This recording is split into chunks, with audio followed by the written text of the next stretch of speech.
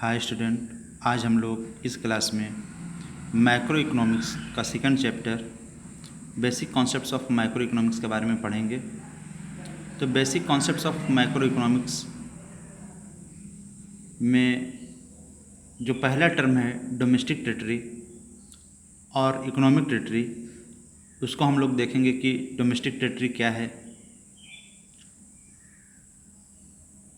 जैसा कि macro economics में आप लोगों के सामने दो टर्म जनरली आते होंगे, जीडीपी एंड जीएनपी, जिसका मतलब होता है ग्रोस डोमेस्टिक प्रोडक्ट और ग्रोस नेशनल प्रोडक्ट। तो ग्रोस डोमेस्टिक प्रोडक्ट और नेशनल प्रोडक्ट में क्या डिफरेंसेस हैं,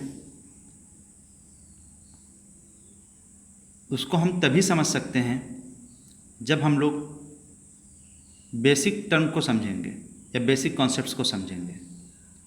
तो बेसिक जो कॉन्सेप्ट है पहला यहाँ पर डोमेस्टिक टेरिटरी। डोमेस्टिक टेरिटरी जब भी हम नेशनल इनकम की अकाउंटिंग करते हैं वहाँ पर यूज़ किया जाता है और ये बहुत ही इम्पोर्टेंट होता है नेशनल इनकम की कैलकुलेशन करने के लिए। तो आइए देखते हैं डोमेस्टिक टेरिटरी क्या है। Domestic territory is a very important concept in national income accounting. In layman's language, domestic territory means the political frontiers of a country. However, for the purpose of national income accounting, it is used in a wider sense. तो domestic territory एक ऐसा concept है जो कि national income की accounting करने के लिए बहुत ही इम्पोर्टेंट होता है। और लेमैन लैंग्वेज में या फिर साधारण लैंग्वेज में अगर डोमेस्टिक टेरिटरी का मतलब समझा जाए तो डोमेस्टिक टेरिटरी का मतलब होता है लेमैन लैंग्वेज में with in A geographical boundary line of a country या फिर विद इन ए नेशन, देश की सीमा के अंदर। जबकि जब हम नेशनल इनकम अकाउंटिंग की पर्पज से डोमेस्टिक टेरिटरी वर्ड यूज़ करेंगे तो ये और ज़्यादा व्यापक हो जाता है। It is used in a wider sense. तो इसमें और भी चीज़ें शामिल हो जाती हैं। अब आइए देखते हैं कौन कौन सी चीज़ें शामिल हो जाती हैं। In addition to political frontiers, domestic territory also includes, पहला है ships and aircrafts owned and operated by normal resident between two और मोर कंट्रीज। अगर देश का जो नॉर्मल रेसिडेंट है शिप्स या एयरक्राफ्ट को दो या दो से अधिक देशों के बीच में ऑपरेट करता है, चलाता है, तो वो भी डोमेस्टिक टेरिटरी में शामिल किया जाएगा।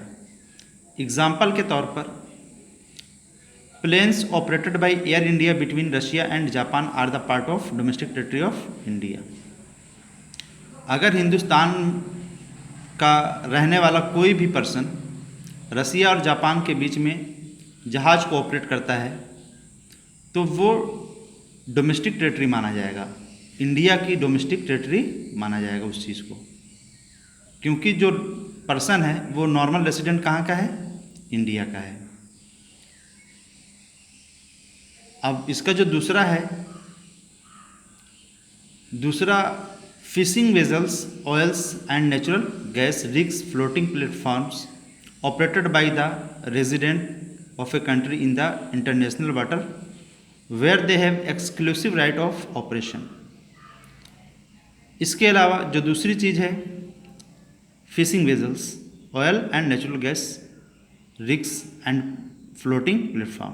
तो फिशिंग वेसल मतलब क्या होता है, मछली निकालने की कश्ती या फिर नाव। Oil and natural gas rigs का मतलब होता है कि जहाँ से जिस तरीके से गैस या फिर नेचुरल ऑयल निकाला जाता है। फ्लोटिंग प्लेटफॉर्म का मतलब होता है कि ऐसा कोई भी स्थान जो फिक्स ना हो या हम ये कह सकते हैं जिसमें मूवमेंट होता हो।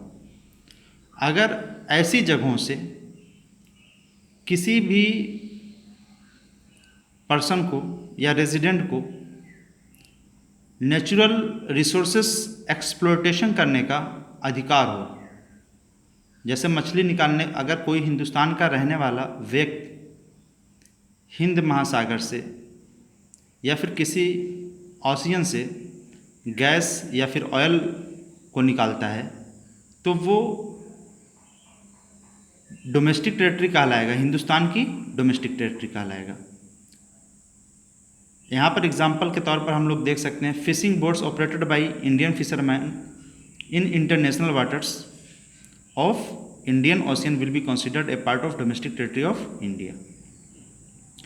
और इसका जो तीसरा जो है हेडिंग, और तीसरी चीज़ क्या इंक्लूड की जाती है डोमेस्टिक टेरिटरी में,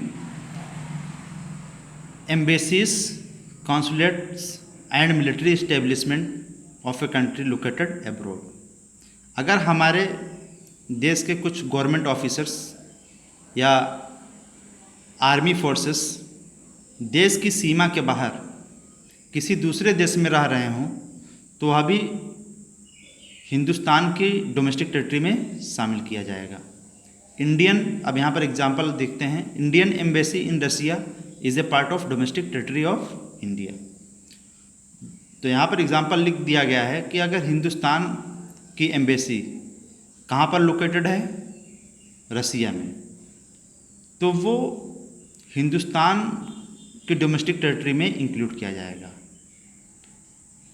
तो इस तरीके से हम लोग समझ चुके हैं कि अगर हम लोग नेशनल इनकम की अकाउंटिंग के लिए डोमेस्टिक टेरिटरी या इकोनॉमिक टेरिटरी टर्म को यूज़ करते हैं तो ये तीन चीज़ें और शामिल की जाएंगी जो कि इकोनॉमिक टेरिटरी कहलाएंगी हिंदुस्तान की।